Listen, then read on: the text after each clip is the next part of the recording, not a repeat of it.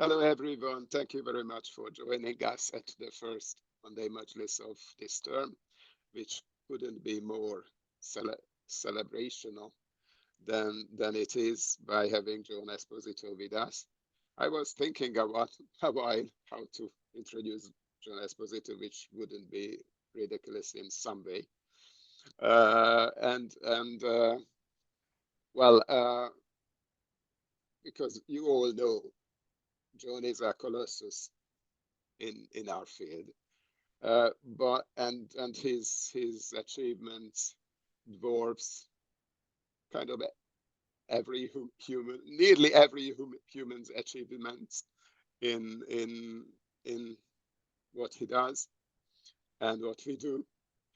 But as a human being, he is not at all intimidating. He is the most approachable and kind and loving person.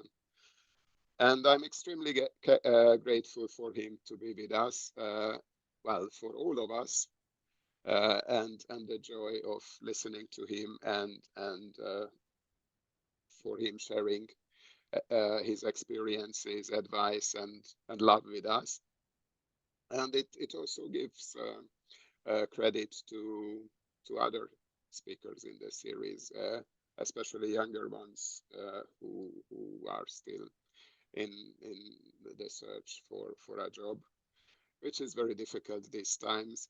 So I'm extremely grateful for your participation, John, and well, welcome and welcome everyone else. And we are here for a treat. Well, thank you very much. I'm delighted to be here.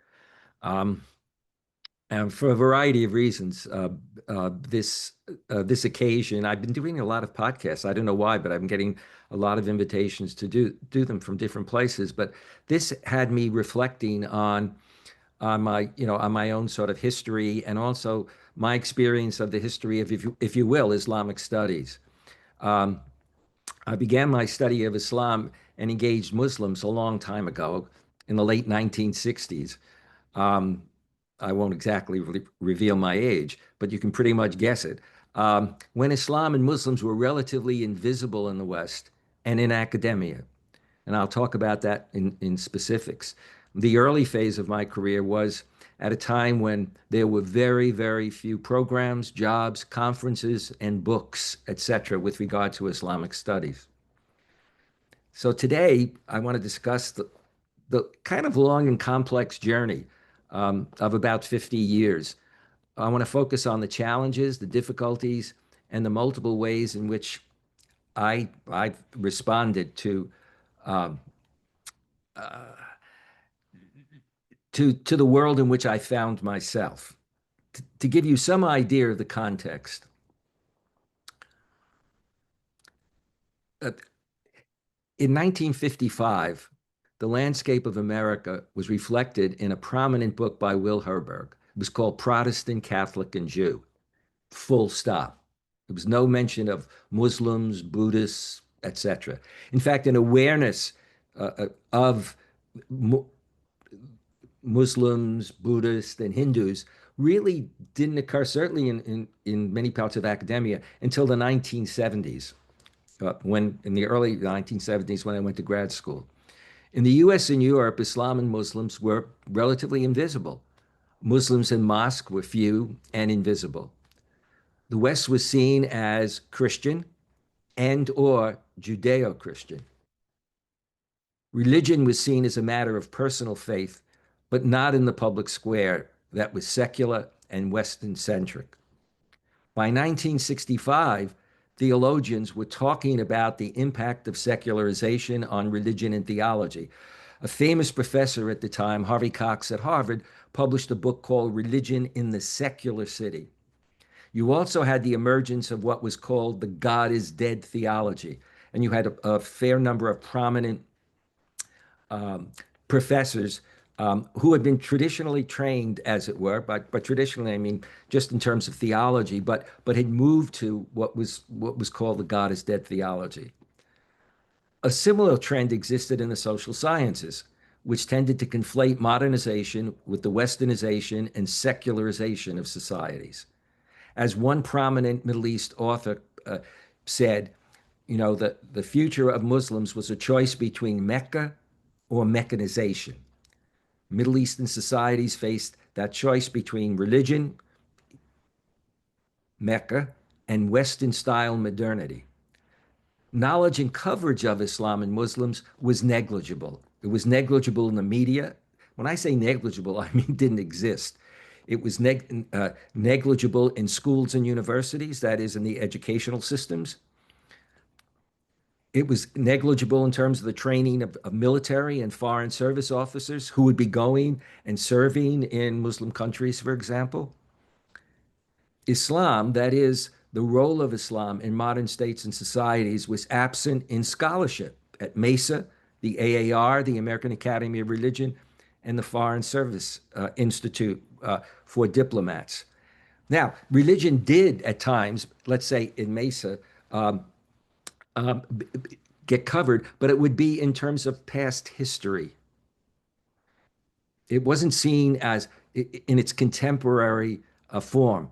The American Academy of Religion, which prides itself on being the academy, or prided itself, had no section on Islam. It remained for my professor and for a number of us to actually introduce that to the AAR.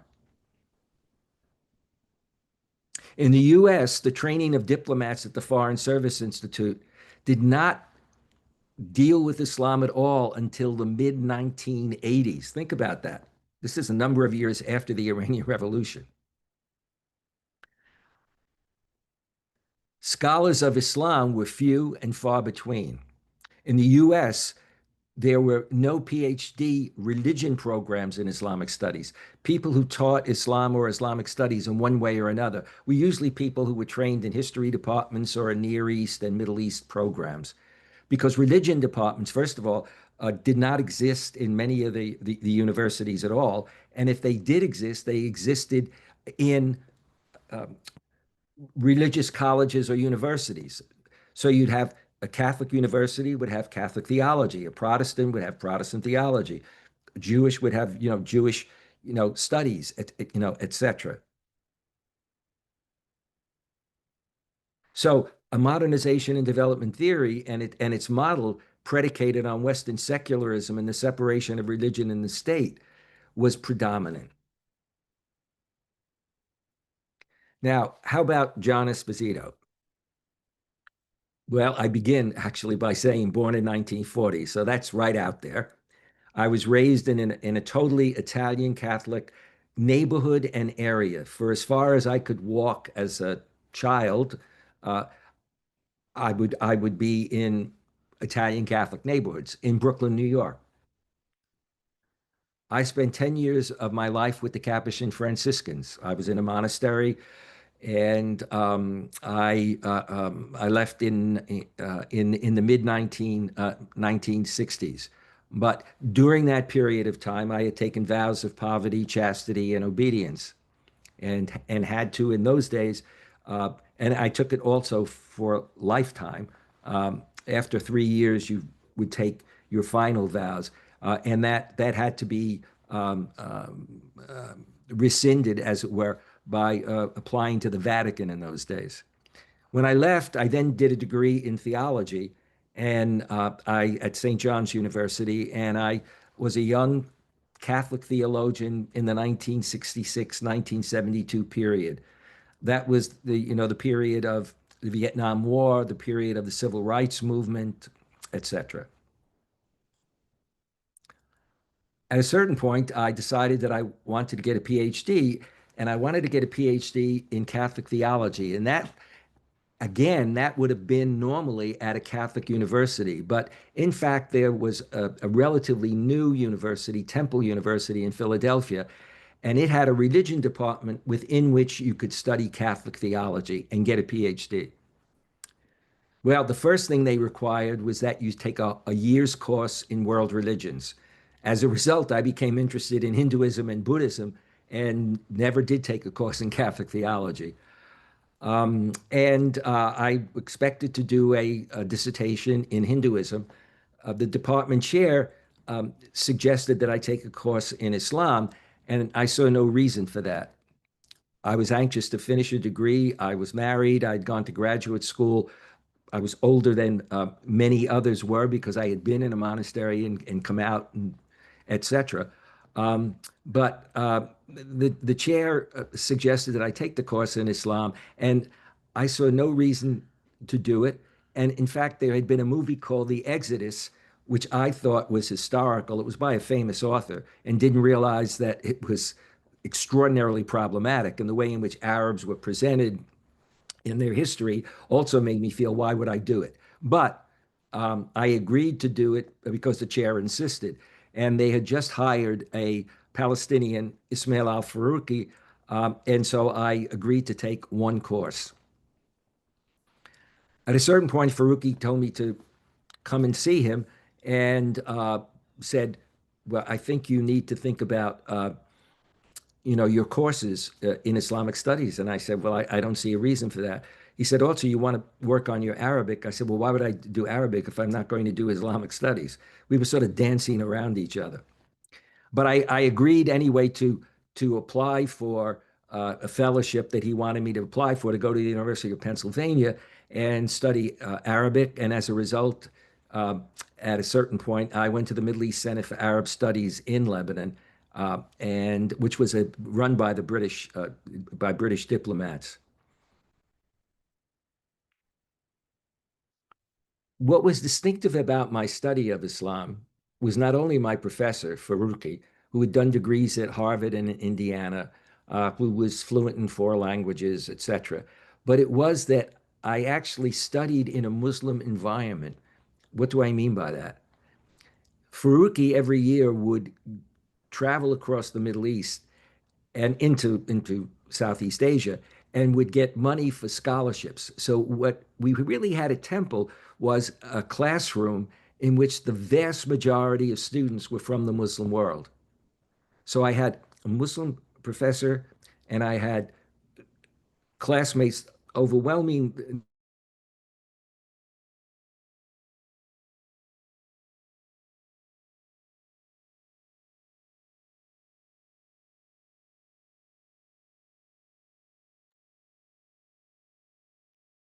Is it only my screen? And can I think everyone, yeah. everyone?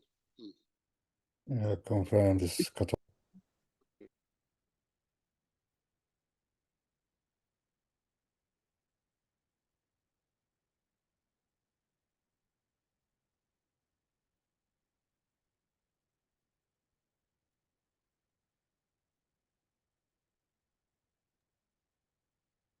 It's interesting because John is in principle still here.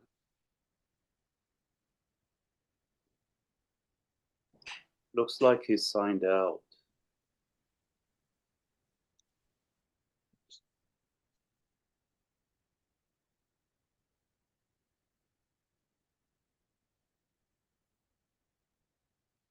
Participants, because a minute ago I showed participants and he was on the list.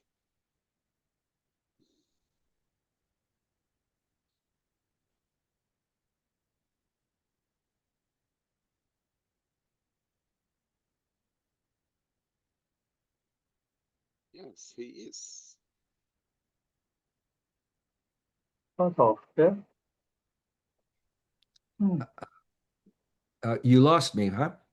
Yes. Oh, Yeah, that's right. Now, you're back. Oh. now we can hear you. Yeah. Oh. I don't know what happened, but that's all right. Let's. Okay. All right. You're perfectly back now. Oh, okay. Yes. Okay. Okay. So, basically, therefore, the environment, was one that made Islam come alive for me, and as a result, I became interested and decided that I would then accept the opportunity to go to the Middle East Center for Arab Studies in Shemlan, Lebanon, and also spend time in Beirut. it was Well, I think we stopped where you were talking about the possibility of being with Muslim students together. Have we skipped anything? No. I think that the example of what was just that when we were talking for that time when we were in the classroom, I always felt as if I was, in many ways, I realized reflecting back, I was in an immersion process. It wasn't as if you had just, a professor who happened to be Muslim and one or two Muslim students, which would be what you would get in a lot of universities in those times. But in fact, you had, I forget now, maybe 20 or 30, people who were there. And I'll come back to those students. Many of them came to be called the Temple Mafia, which I'll refer to later on. The experience at MICAS was very interesting because it was an immersion process in terms of learning Arabic, but also I was able to have a sense of how some British diplomats, young diplomats, and they were very young, and their conversation socially was very often about how many servants they had or whatever. But I remember one time when I was praising someone, and I said I thought, had very high opinion of British universities. And he said to me, "Yes, that's true." He said, I tend to think that a bachelor's degree from a British university is the equivalent of an American PhD." So I had some sense of where we were in terms of our interacting. Now, what is important in terms of understanding and what I want to now begin to deal with you is that when I finished my degree, there were no jobs in Islamic studies. I applied to many universities for different jobs, and the only job that was available was a job in teaching world religions. Because back in the day, again, I want to point out, religion departments at that point, which would have been like late 60s, very early 70s, would have been, if it's a Catholic university, it's Catholicism, etc., or Protestant, and then Jewish. And so there were no positions.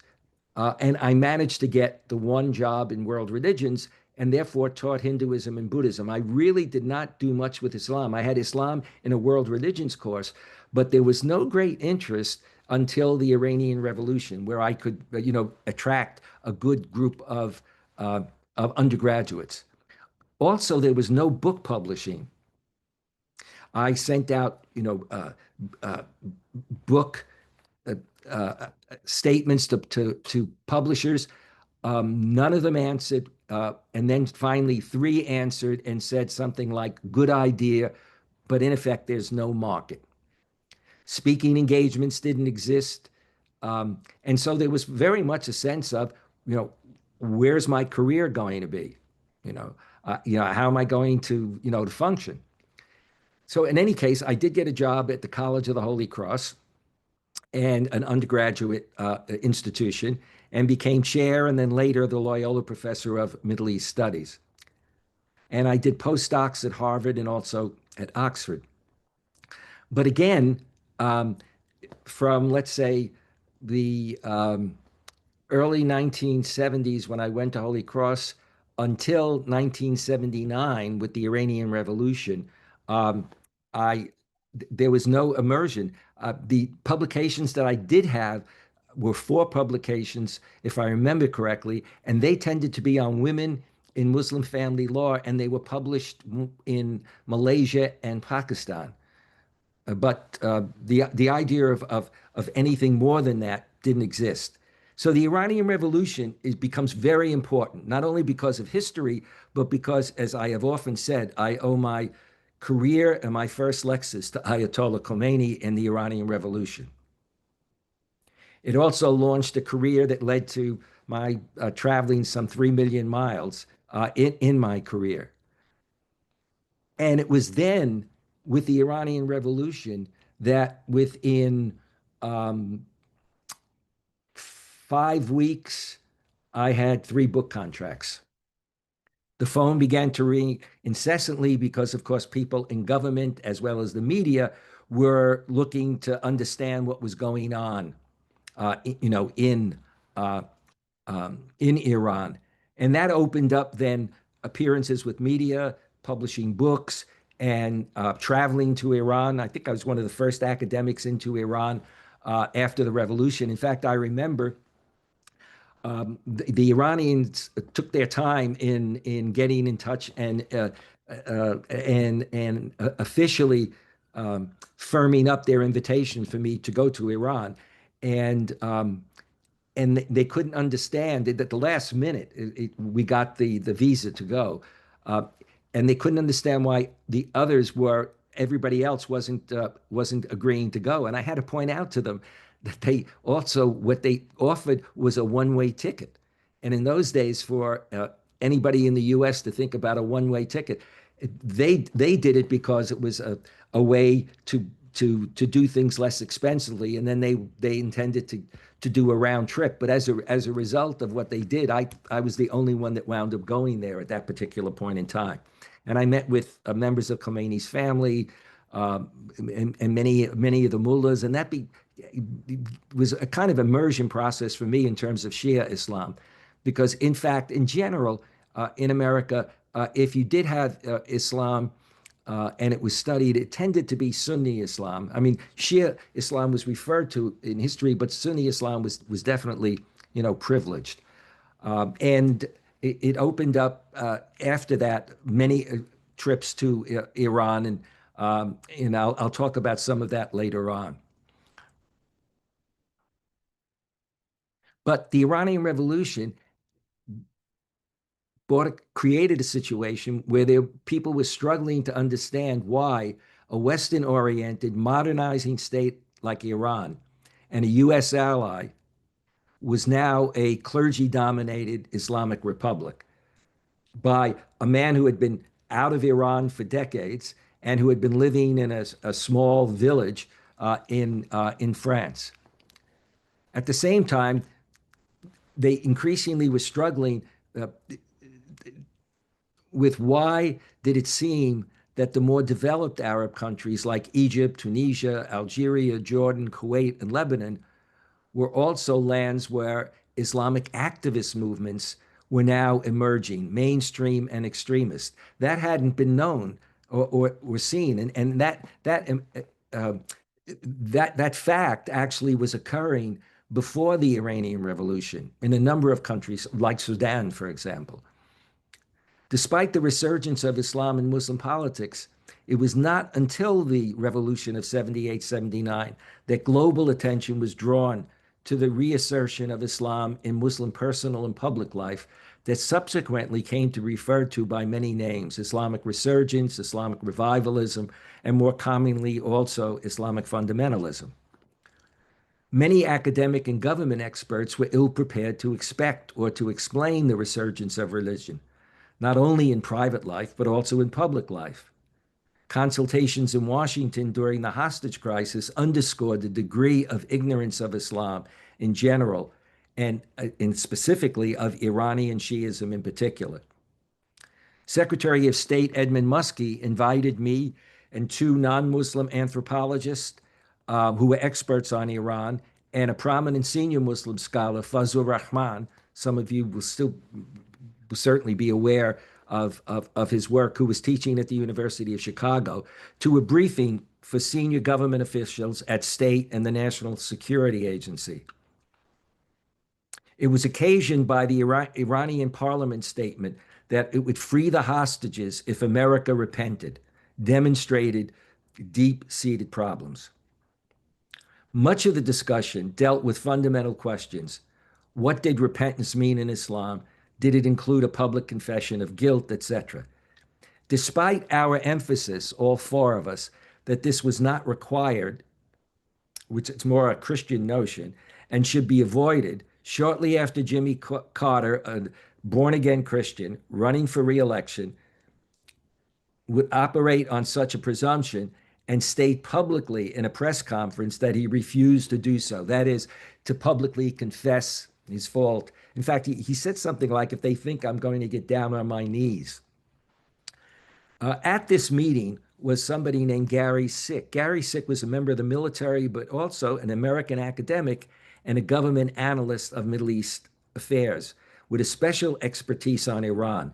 And he served at the time on the U.S. National Security Council, but it also served under Ford as well as Carter.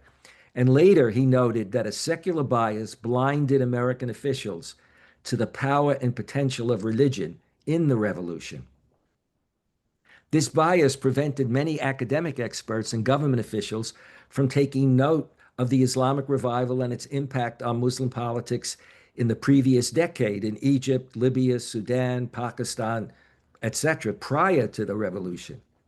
This was also reflected in the same State Department session when an extraordinary and exhausted official, Henry Precht, who was the country director for Iran in the State Department, upon hearing me warning at the end of my briefing that one should be prepared for examples of political Islam in countries like Egypt, blurted out that there was little time for that ivory tower BS. I won't use the word. I started to stand up. I was so annoyed, but my colleagues told me to just remain cool. A year or two later, Henry Precht was the #2 person in Cairo, and I was invited to a reception. And when I arrived, I mentioned that given our previous exchange, I was a bit surprised that he invited me. As we both reminisced about our previous encounter at the State Department, he said he had thought of me and our exchange the day that he sat on the reviewing stand near President Anwar Sadat when he was assassinated by militants on October 8th, 1981. One of the things that also came my way and was very important in terms of my development was that the State Department had related to the State Department was USIA, which was the U.S. Information Agency. And so shortly after the Shah's fall, I was contacted by the United States Information Agency, which is a cultural educational agency associated with the State Department. Its mission was to broaden the dialogue between Americans and U.S. cultural and educational institutions with their counterparts abroad. But I was the first AMPART, or American participant, sponsored by USIA to lecture on Islam and to do so in Muslim countries.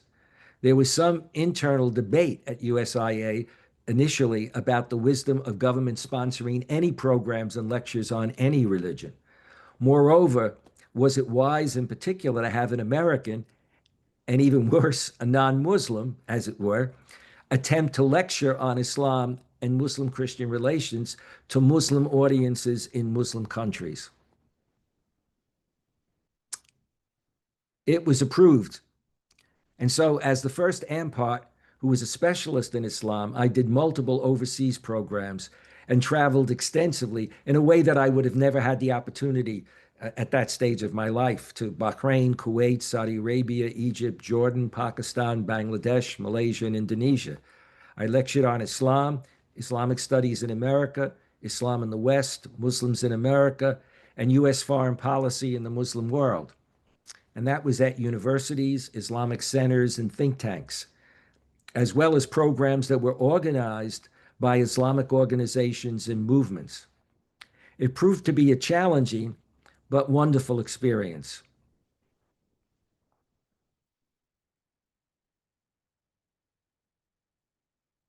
I was, as I said earlier, among the first American academics invited by the Iranian government to go to Iran. And I had an interesting session at one point with Ayatollah Khomeini's daughter. At a certain point, my host, she and I were talking, noticed, took my passport, and I had had a beard for many years, beard and long hair during the 60s and 70s. And they showed her the passport because I was now shaven. I had just taken my beard off before I went to Iran. I just happened to have done that. And all of a sudden, she said to me, why did you take your beard off? And I thought, oh, how am I going to answer this? So I said, well, you get to a certain age and, you think about you're going to get gray, hair in your beard or something. And she said, I like men with beards. And when she said it, finally I noticed up above her was a huge picture of Ayatollah Khomeini. And it's the only time in my life when I literally broke out into a physical sweat that was visible. The young fellows who were attending to me, were all kind of giggling, and I just thought, oh my God, what am I doing? This is a revolution. I'm here. The State Department had said to me, if you go, we can't do anything if there's any problem. You're on your own. And I've insulted her. I felt I did. But she was actually quite nice. She moved the veil away from her face to show me that she was smiling. And then we could have a good conversation about education and education of women and her ideas about that. Now, post the Iranian Revolution, what I want to talk about is the issue of books and book contracts. Again, what most of you will not be aware of, because today, as you know, you can get on almost anything you want. We have books on everything. If you go to do research on certain topics, it's almost overwhelming if you think that you're going to read all the articles or even books that are out on that topic at times. Back then, that wasn't the case. And so I spent my early years having sent out book proposals and received no response. And then suddenly there was this opportunity of book contracts. As I said, immediately I had 3 contracts in 5 weeks, and I could decide what I wanted to do. And the Middle East post the Iranian Revolution suddenly became a growth industry in terms of publishing and articles, etc. Previously from 1974 to 1980, as I said, I published 4 articles overseas. Suddenly, I had these book contracts, but there was an acute lack of published sources and materials on Islam for teaching and for information, and it's in terms of its role in history and in modern politics and in terms of Islamic movements, etc. And so, with that scarcity of materials, I decided to not only write my own books, but also to provide materials and resources for scholars, researchers, teachers, students, government officials. And so I developed, for example, early on a book on Islam and development. Then I did a collection of Muslim writings, Arab and I generically say Arab and Muslim writings in Islam and transition of primary sources from the 17th to the 20th century, and presented relevant writings by Muslim scholars, religious and political leaders, and Muslim movements, Islamic movements, and mapped changes in Muslim religious and political thought throughout the late 19th and 20th century. And that was published in 1982. And then at the same time, John Vole and John was at the University of New Hampshire, and then later when I created the center, he came to Georgetown. We ran a closed conference by invitation only on Voices of Resurgent Islam. And we invited leaders of Islamic movements to that meeting, as well as a small group of scholars. It was a very kind of small elite gathering. And out of that, we produced Voices of Resurgent Islam. And that was, again, a collection in which one could look and see have chapters on some of the significant either personalities or the significant personality like Hassan Turabi of the Sudan writing about Islamic movements. These publications were followed by many others. I needed to teach. I wanted to teach an intro, and I wanted to write an introduction to Islam. I felt that some of the books that were out were already 10 to 20 years old, and they didn't deal, from my point of view, with and include what was actually happening on the ground historically. And so I wrote a book called Islam, the Straight Path, which went through many editions. I don't know how many, 5, 6, 7, I'm not sure. And later on, I would write a book called The Islamic Threat, Myth or Reality. Again, at that point, writing at a time when, in light of what was going on in the Middle East, you had had the first Gulf War. You had had the end of the Soviet Union, in Afghanistan, and then the end of the Soviet Union. And one of the questions then was, at that point, would Islam be the next global threat? Now, what confirmed that a bit for me, that was something that people were thinking about, and I mean, I could see some people writing on it, was that I happened to be asked to go to Washington and to meet with a senior member of the administration. And we started to talk, and the first thing he said to me was, will Algeria be another Iran? And I had to explain that there was a world of difference between Algeria and Iran. But at the time I said to him, are you thinking about the idea that Islam could be the next global threat? And he looked at me and said no. But then as we continued the conversation, he in effect said that as far as he could see, with the way history had developed and seeing what was going on in Algeria and a number of other countries. So he opened up to that kind of argument. And I'll come back to that in a couple of minutes when I talk about Bernard Lewis and Sam Huntington. And then I moved on to some other books called like Unholy War, Terror in the Name of Islam, and What Everyone Needs to Know About Islam. Unholy War was written with bin Laden in response to the bin Laden to what Al-Qaeda did, but also wrote What Everyone Needs to Know About Islam, and then more recently, The Globalization of Islamophobia. Now, on the Unholy War book, one of the things that was interesting there was that I used that textbook, and in fact, I had a student in my class who was a member, excuse me, a member of the bin Laden family, a young woman. And one day she came in to see me, and I said to her, how's the course going? And she said, oh, it's very interesting. And she said, but I have one correction about your book on Holy War. And I said, well, what is that? And she said, you mentioned that my grandfather had, now I forget the exact number, but she said the equivalent of, you mentioned that my grandfather had 56 sons. It actually was 57. And I remember thinking to myself, how do I respond to this one? I wanted to say, can you actually rattle off the name of all of your uncles on this one? It turned out that she was very bright and went on to study, did security studies, did a master's in security studies.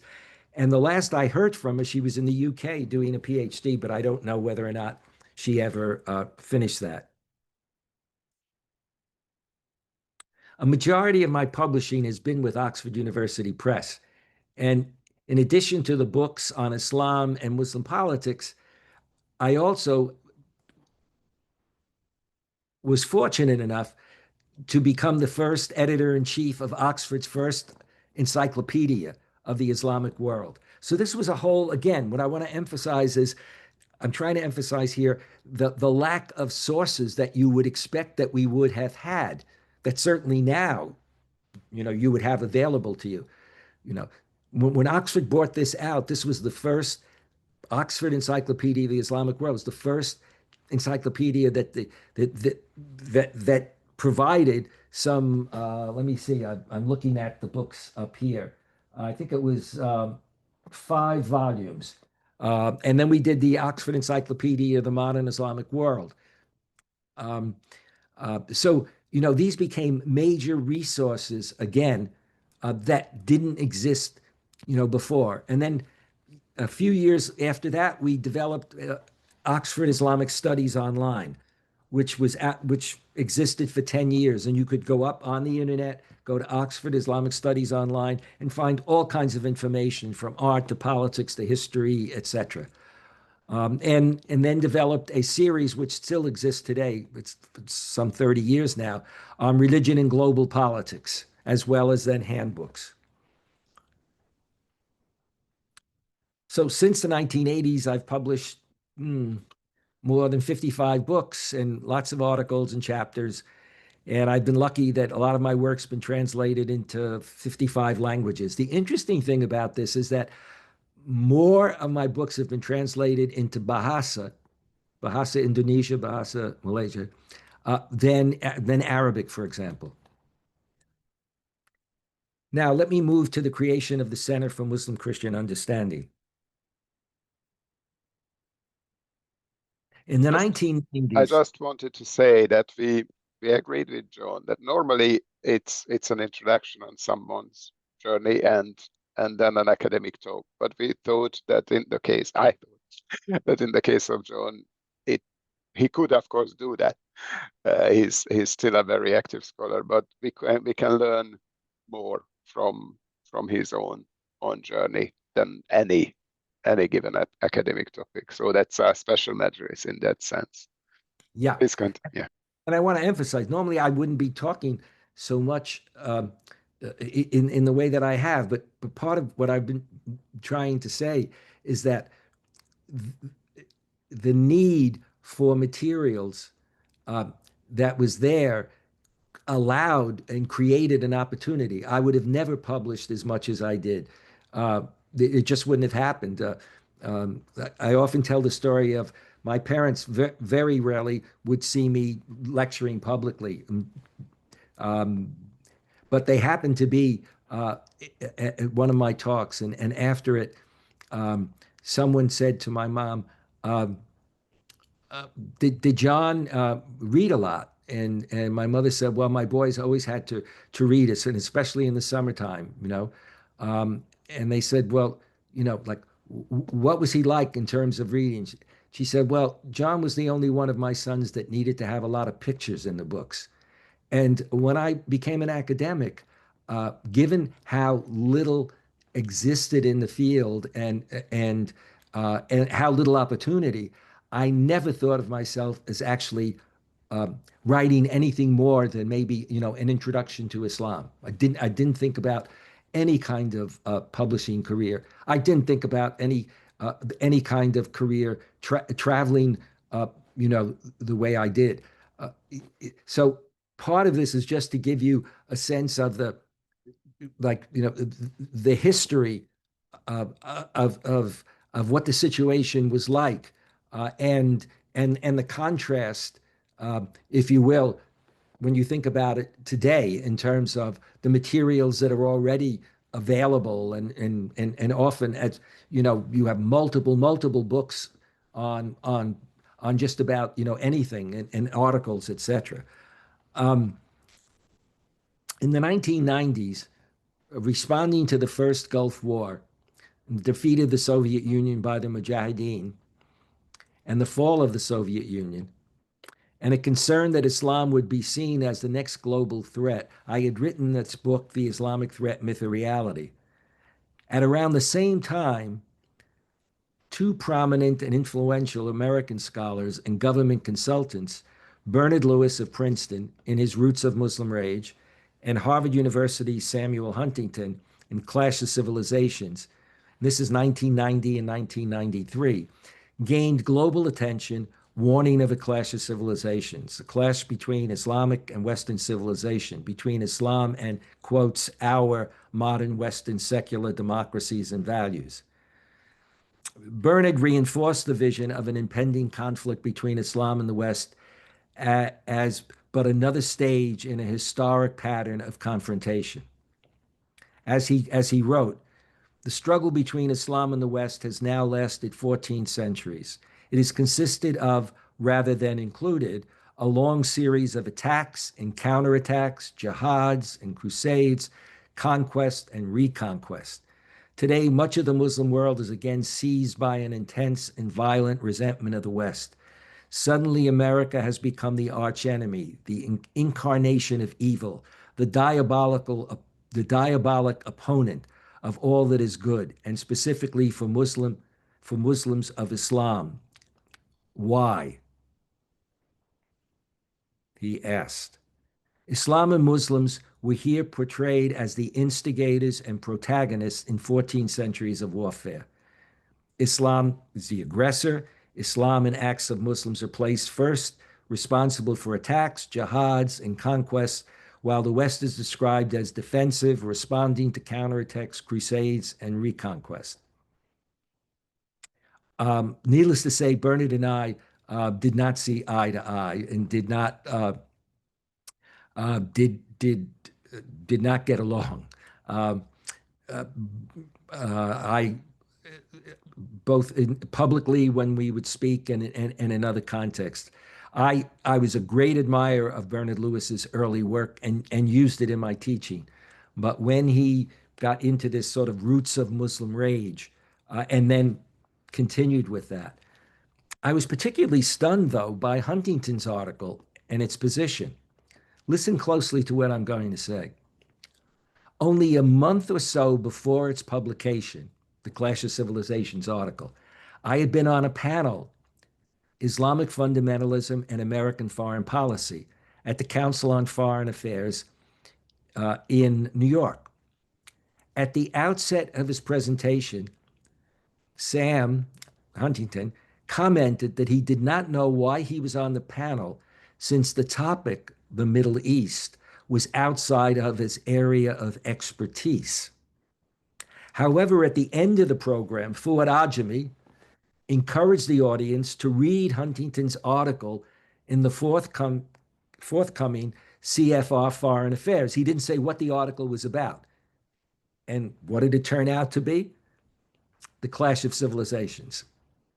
Huntington's article provocatively stated Islam has bloody borders, rather than just saying some Muslim countries have bloody borders.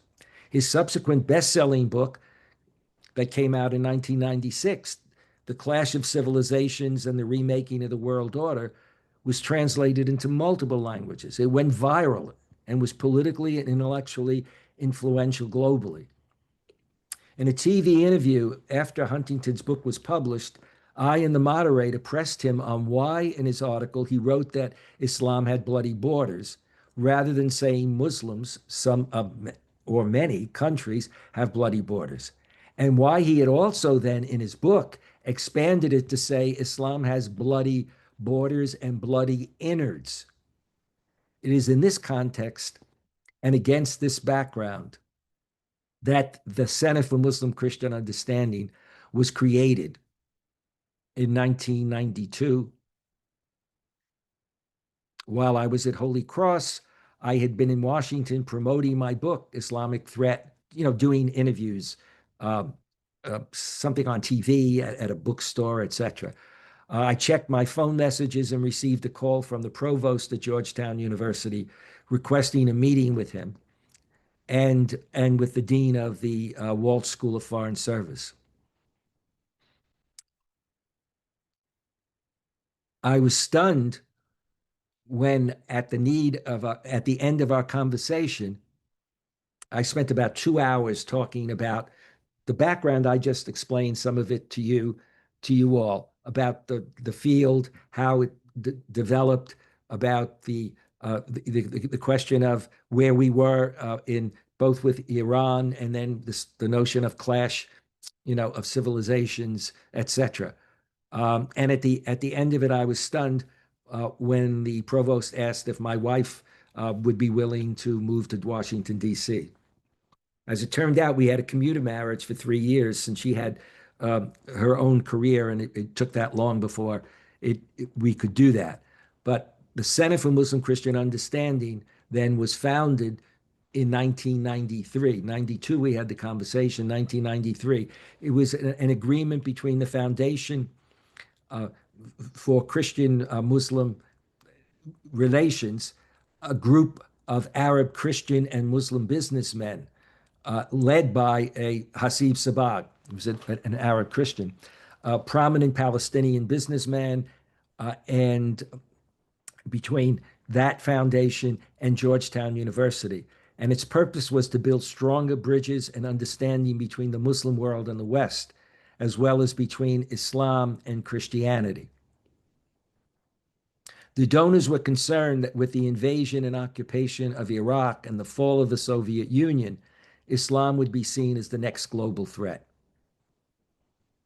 Fortuitously, while Sabag was in D.C. on a visit, he also had a home in Washington as well as London. He was based in the Arab world. But anyway, he went to a bookstore and saw the book Islamic Threat, Myth, or Reality, and also Straight Path. And Georgetown's president then offered me a position to be the founding director. The Center's mission was and is twofold: to enhance understanding of Muslims in the West and improve relations between the Muslim world and the West. Our activities were designed to address stereotypes of Islam and warnings of a clash of civilization, as well as engage challenging questions regarding the compatibility of Islam and modern life, from democratization and pluralism to the status of women, minorities, and human rights. We've achieved that mission through a combination of rigorous scholarship and frequent publications. John Vole and Ivan Haddad were my colleagues for almost 20 years. Both were very prolific publishers. And so we, in terms of the number of books, articles, internet, speaking engagements in various parts of the world, I was lucky to have colleagues who had reputations and were out there. All three of us had been elected president of MESA, and I'm happy to say that I also was president of the AAR. I'm the only one who's been president of both organizations, which was a great honor, but again, something that I would have never happened if history didn't play out the way it did. Response to the creation of the center was immediate and almost overwhelming. The growth of our faculty and staff was quick, and our impact was exponential.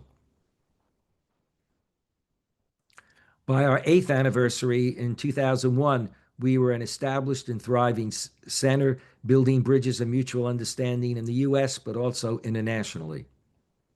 And then came 9/11. When 9/11 occurred, the director of our sort of oversight, we had an oversight outside group committee, commented that it was remarkable how much we had accomplished, but that this would put us back 20 years. And I remember thinking that he was naive, that, you know, that maybe 10 years. And here we are decades later.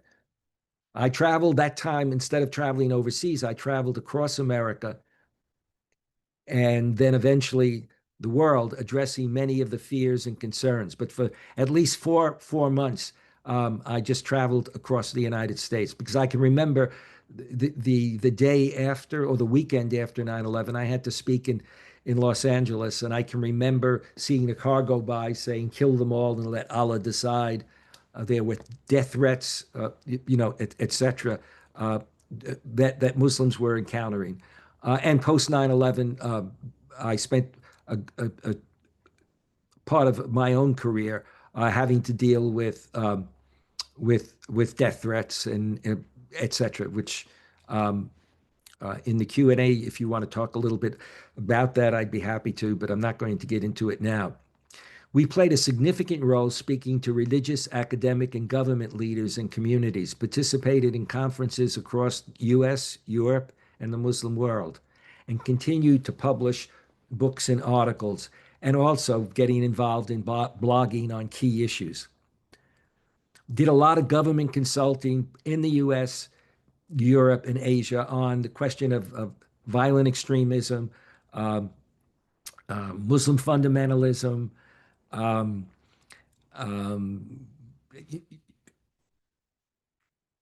One of the more interesting conversations that I had was with the I don't want to identify the person too specifically, but the head of a Southeast Asian country who had a list of, when I came in, he had 8 questions, and he remembered all 8 questions as we were going through it. But the first thing he asked me was, why would anybody want to become a Muslim? This was a country in Southeast Asia that had a minority of Muslims, but I won't go beyond that. We did a lot of government consulting, as I said, also did a fair amount dealing with Guantanamo Bay cases and dealing with legal cases involving Muslims, like the Holy Land Fund case and many others in the U.S. The global response to 9/11, needless to say, was one in which, for an extended period of time, if you were dealing with a lot of the legal cases, as a number of lawyers who dealt with these legal cases defending Muslims would say that, that in fact it was very difficult to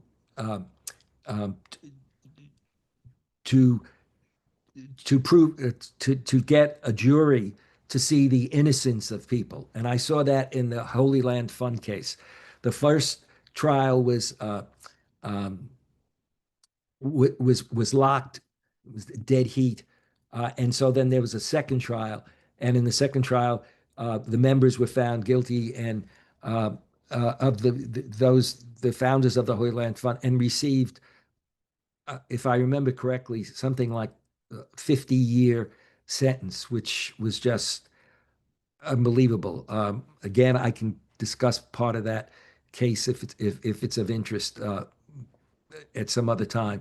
And then also dealing with the Guantanamo cases, which if you go to bridge.georgetown.edu, we have very definitive coverage on the Guantanamo Bay cases, not only on them, but on how few people were found guilty of anything, which is interesting.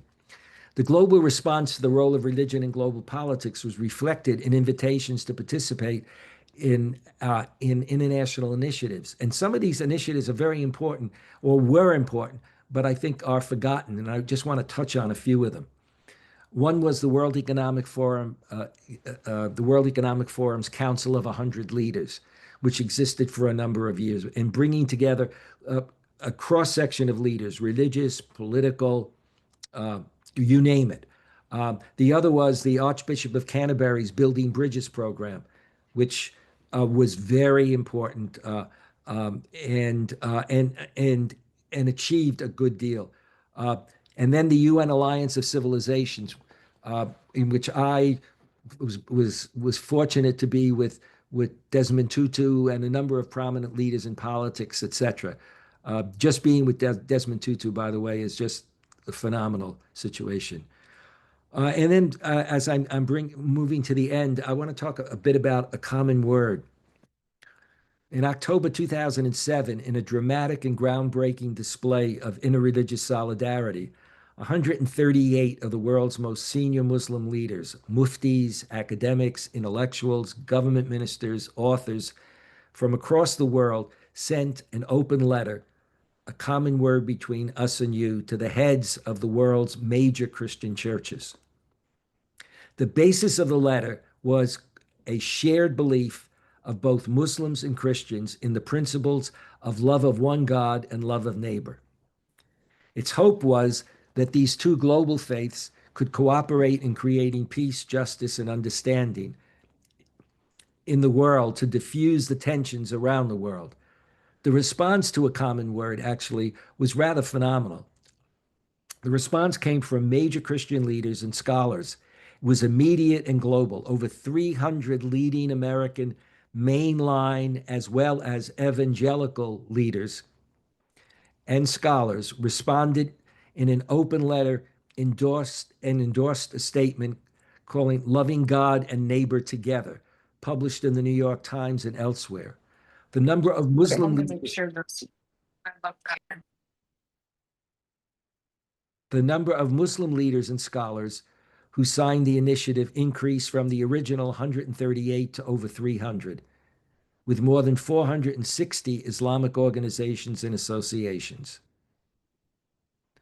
And then finally, the transformation from CMCU to ACMCU. Given the many opportunities that outstripped our resources, we were especially fortunate to receive a generous endowment from Prince Alwaleed bin Talal, a global entrepreneur and philanthropist, who guaranteed the permanent existence of the center with a gift of $20 million.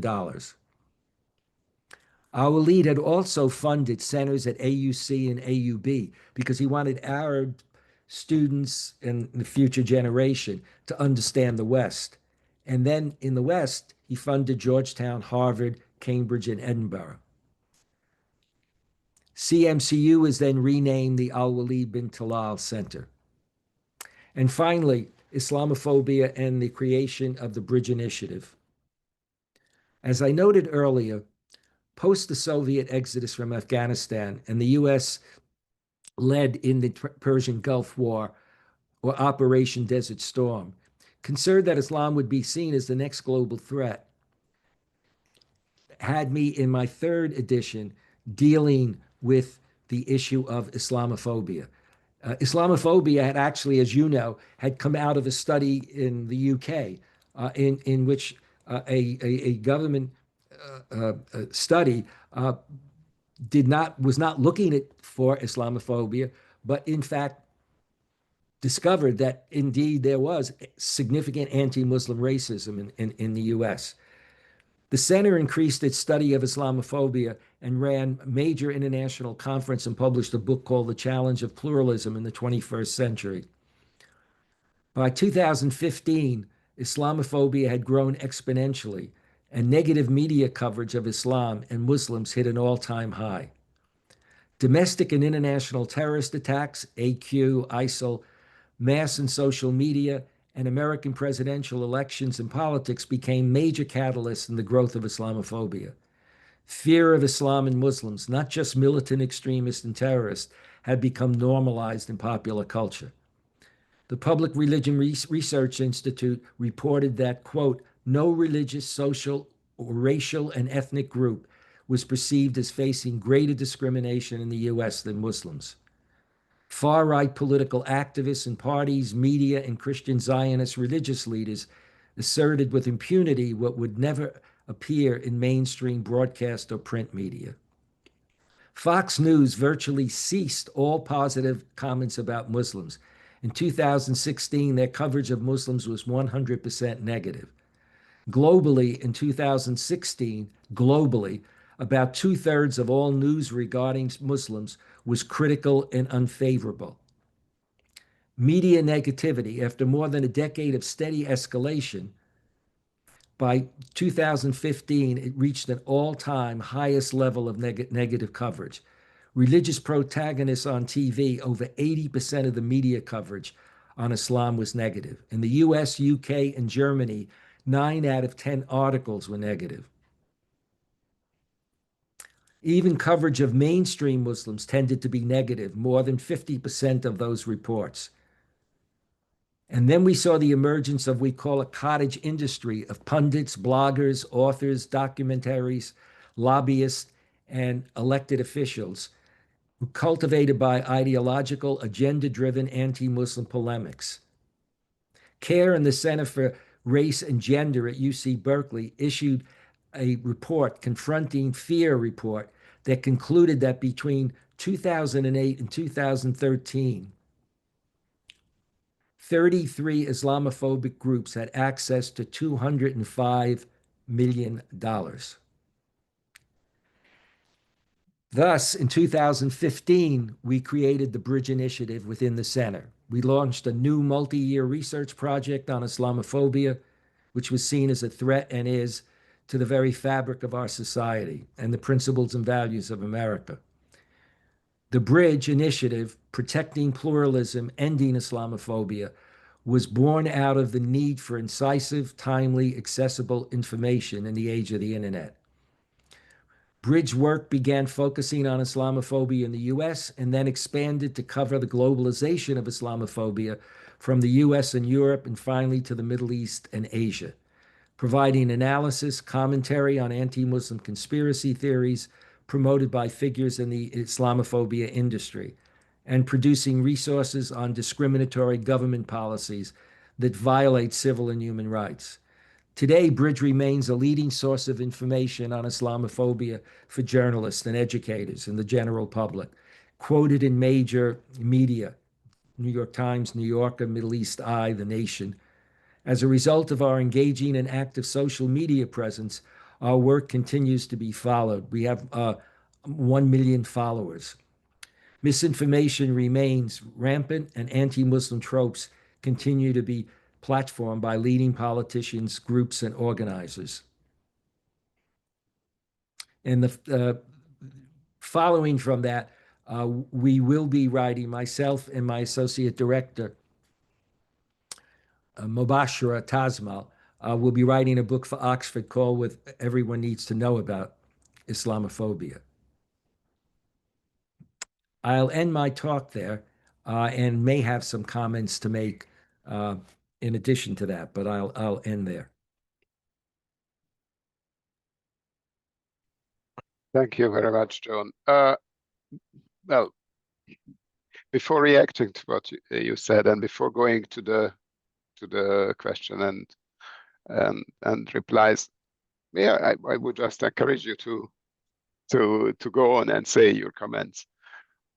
What you wanted to tell, just add them, please. I think that one needs to realize that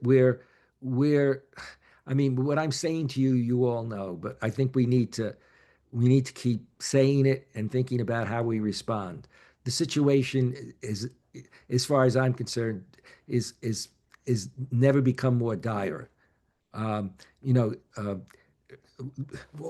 need look at Gaza and the politics of Gaza, if you will, and look at how countries have responded. One is looking at a situation where people are intimidated. We have had ICE arrest a visiting scholar in our center, and we've had other situations at Georgetown, but at other universities even worse. At Columbia and a number of other universities, the threat to academic freedom is significant.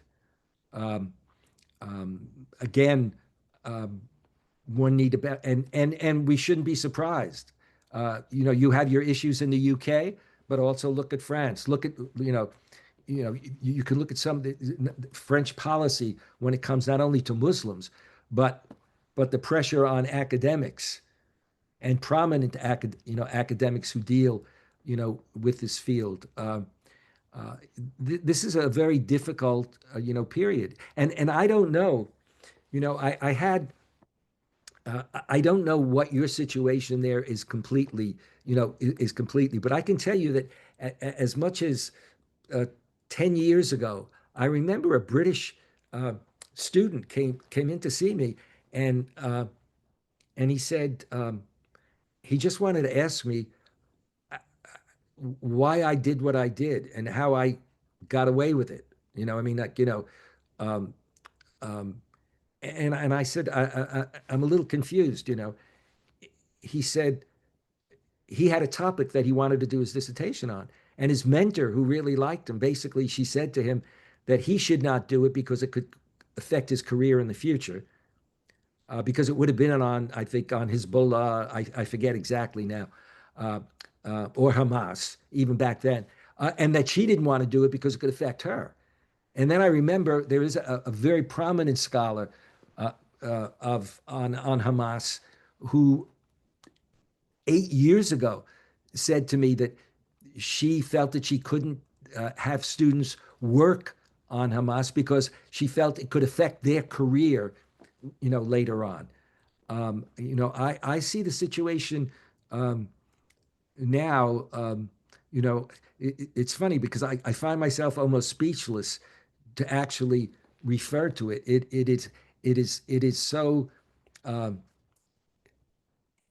it's so much of a concern and so dangerous. I mean, I know people who have been impacted.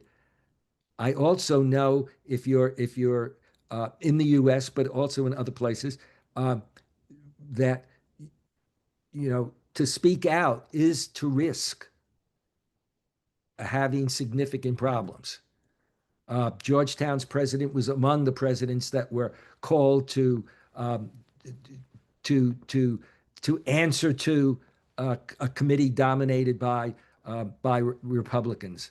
And when you actually look at the discourse, there is no discourse.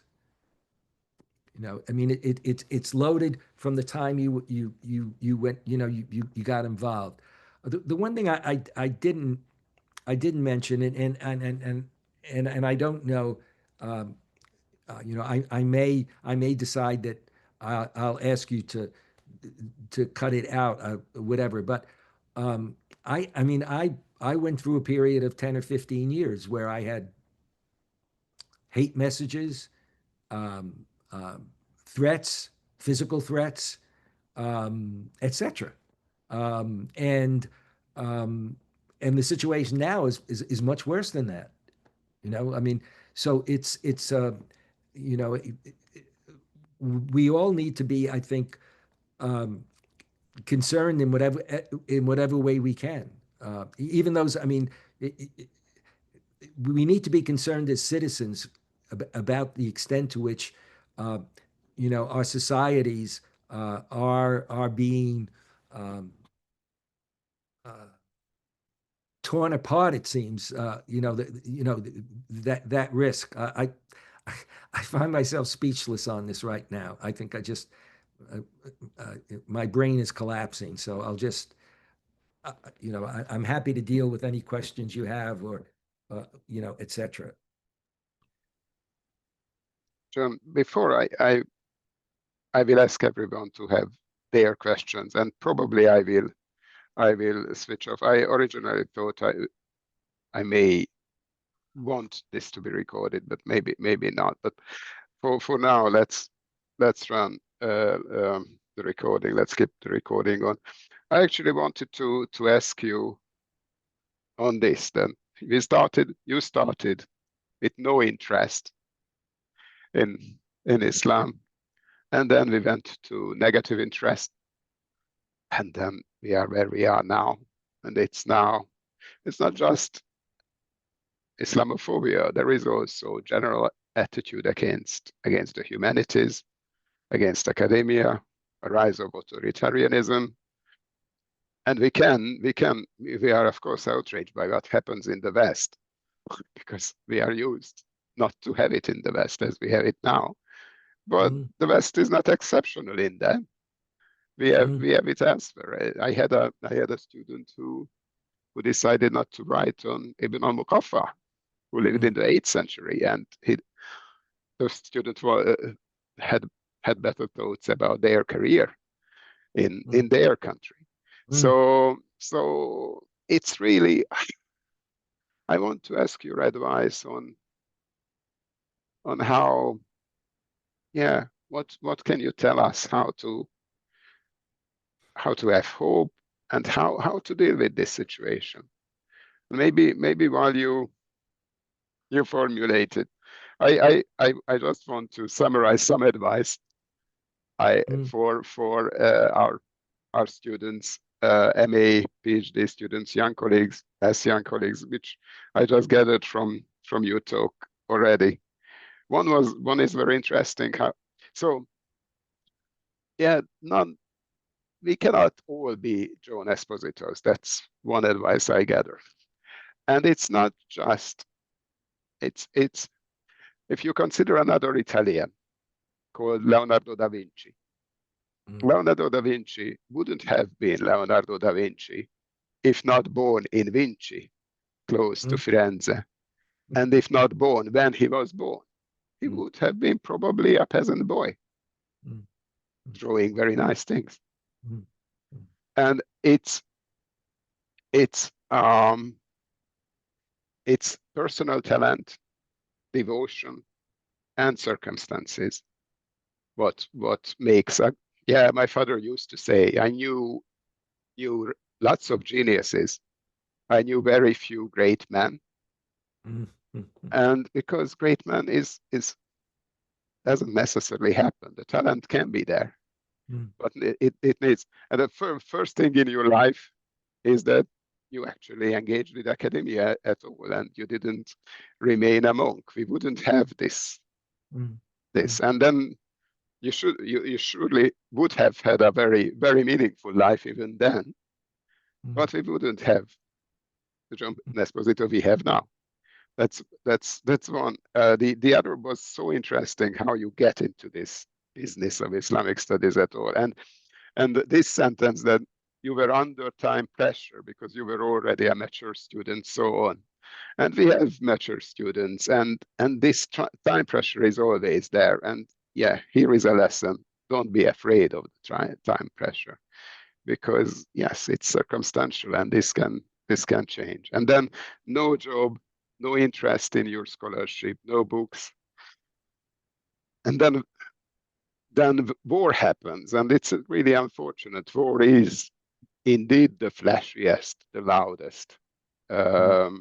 Violence is and fear is the most violent, the most effective publicity.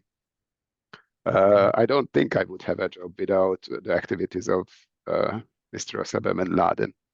I started my scholarship just for the beauty of Islamic culture and so on, and I would have never get a job without him. So, and then how the winds turn.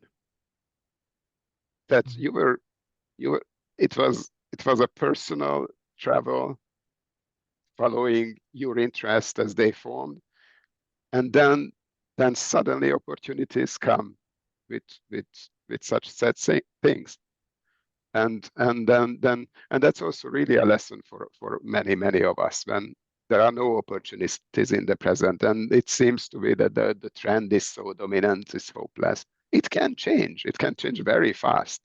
And then it looks to me that all what you did is you did your service of organization, of research, of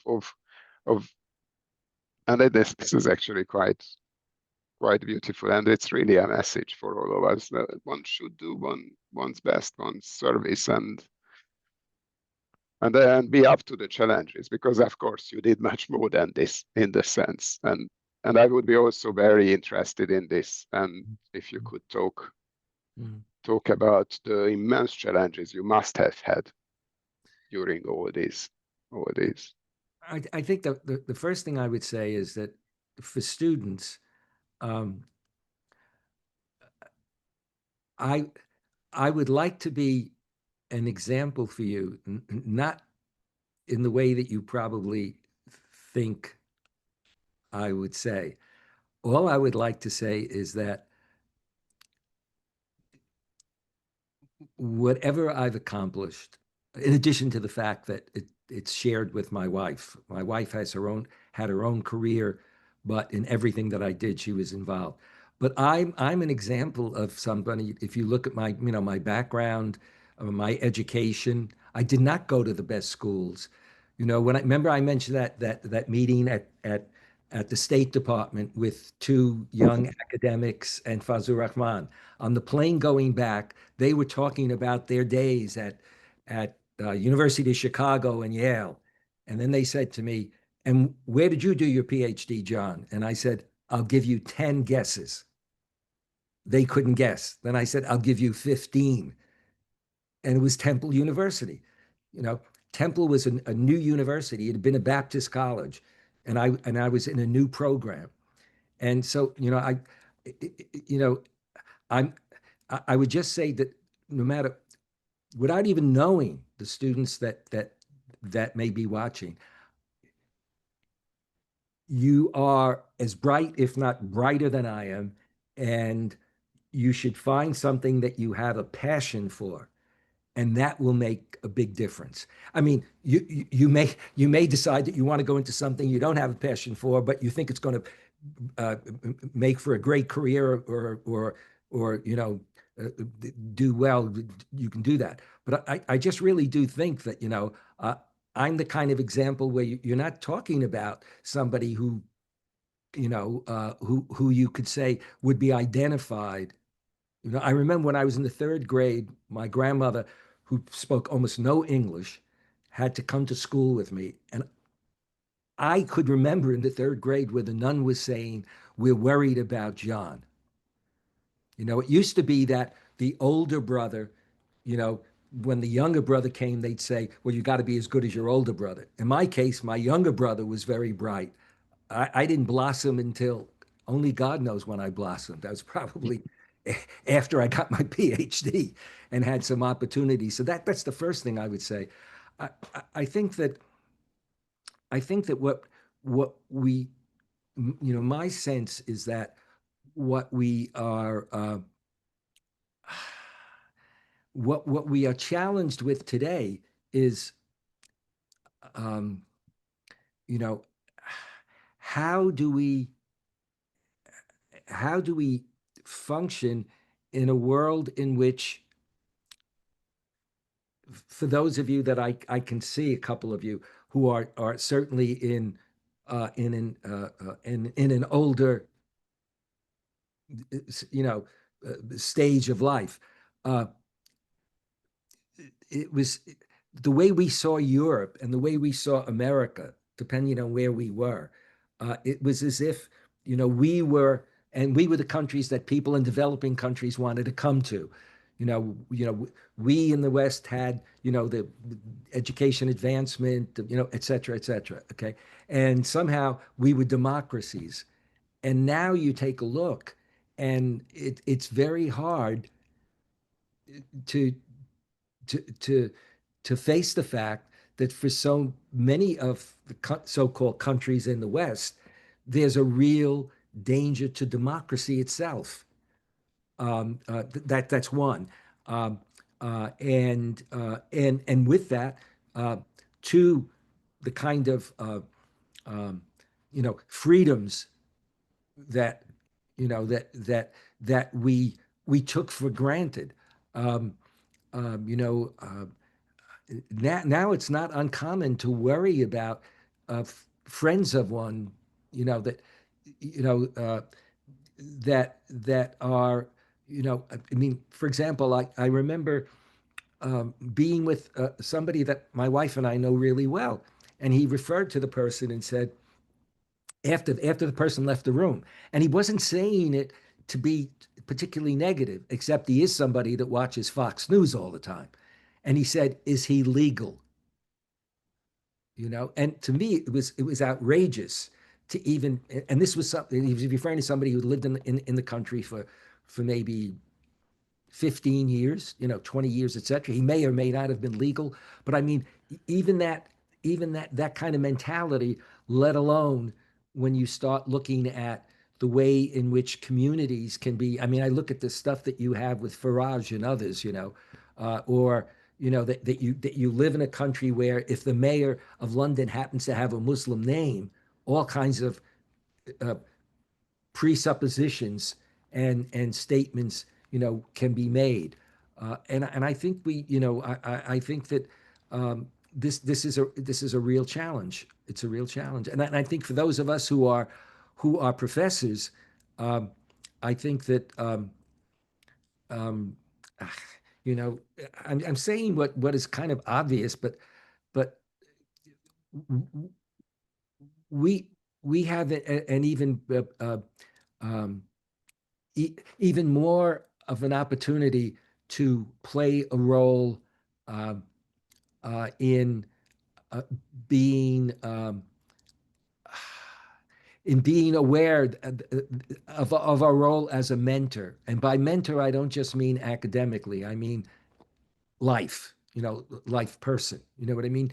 Um, um, it's a significant role, and I know that I'm not talking to those of you who are looking right now and saying that you should be doing this or not. It's not a judgment. I'm saying when I think of the academy, you know, uh, uh, and and uh, and what what our our role and concern needs to be that there needs to be more discussion even in professional meetings about the realities of what we're facing.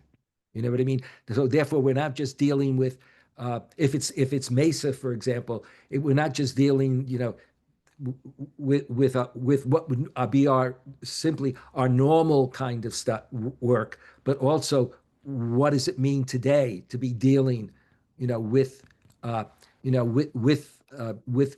the areas that we have an expertise of and the world in which we're functioning.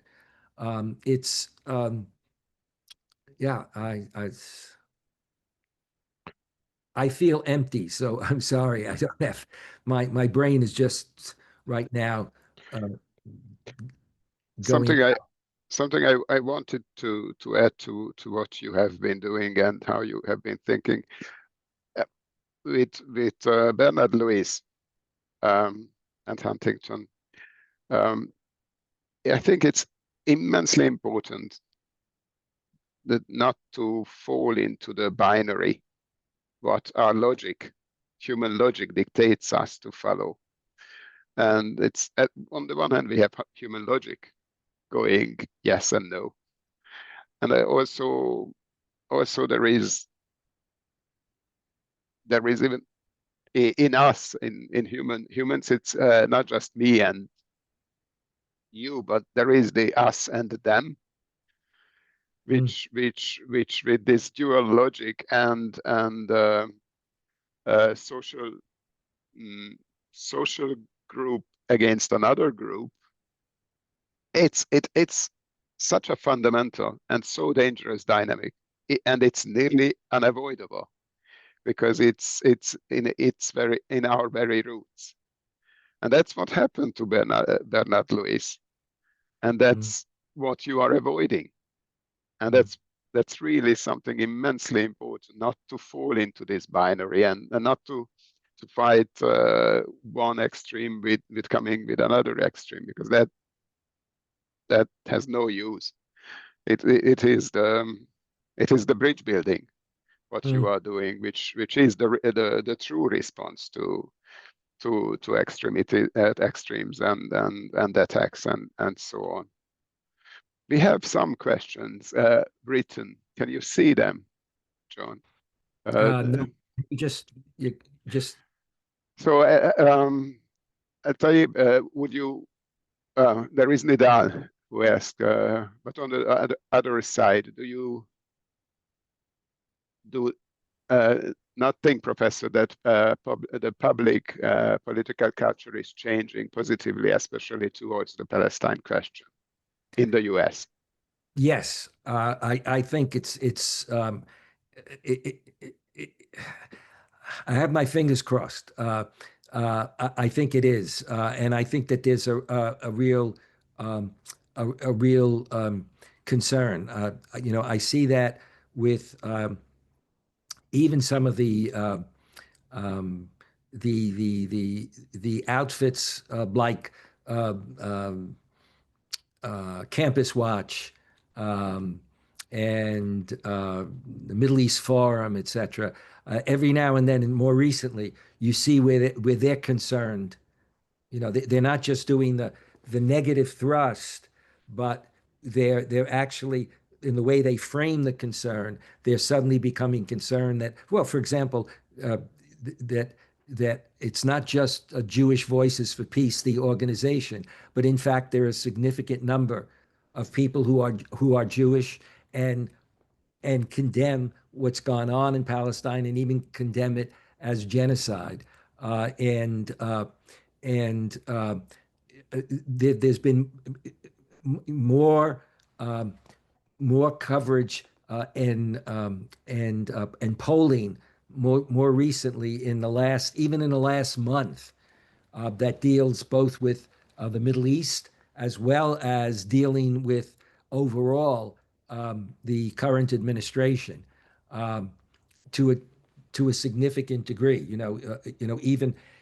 Even though our Congress is dominated by the Republican Party, in fact, that there are a fair number of Republicans that are now voters that are concerned. But I certainly think on the question of Gaza and but you know, what do we all, as I look at all of you, uh, what do we say when we think about what can be done now with regard to Gaza? You know, it's still the question of who's got the power. You know, what countries are going to be involved. I mean, I think that it's you know, I've been a critic of a number of the Arab regimes because you know they they're not playing the role that they can play. Occasionally they make statements, but they're really not playing the role, you know, the role that they can play. And you know, there's got to be more coming from that area geographically. Otherwise, trying to bring about the change will be a problem.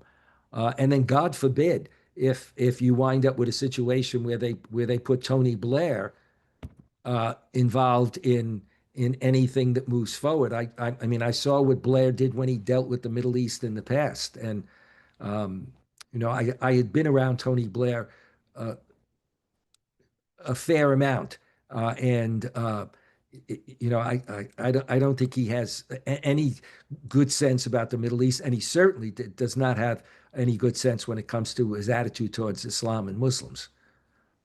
You know, so I mean, I think that becomes a problem. You know, you worry about some of the regimes that could have. I mean, the UAE could play a much more significant role. You know, Saudi Arabia could play a much more significant role.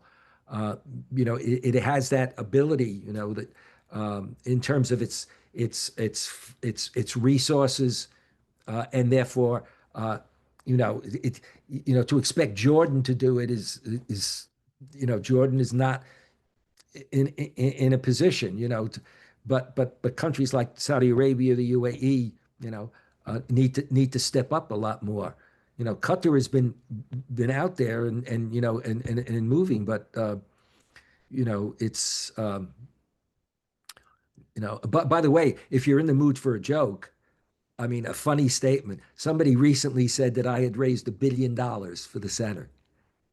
They actually wrote that.